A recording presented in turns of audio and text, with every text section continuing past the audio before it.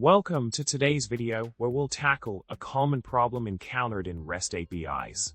The issue at hand lies in how to handle validation in a situation where it cannot be done directly at the endpoint. This scenario presents a unique challenge, as validation needs to occur deeper in the logic flow of the application. Now, let's delve into the solution that could help alleviate this problem.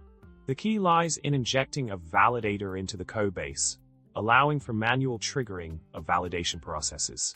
By auto-wiring a validator bean, we gain access to a powerful tool that can validate objects at any point in the application's flow. With a validator in place, the next step is to manually trigger the validation process. This can be achieved by calling the validate method on the validator and passing in the object that requires validation. This step ensures that the object undergoes the necessary validation checks, regardless of where it is in the codebase. The validator used can vary depending on the requirements of the application. In this solution, we focus on utilizing the JSR-303 validator, a reliable choice for performing validation tasks. With its capabilities, the JSR-303 validator enables thorough validation of objects based on the specified constraints.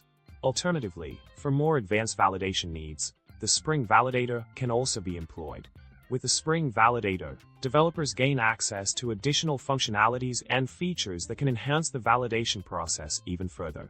This validator provides a robust solution for handling complex validation scenarios within the application.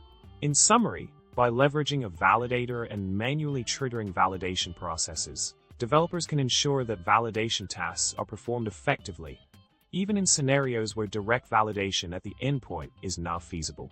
This approach offers a flexible and robust solution for handling validation requirements in REST APIs.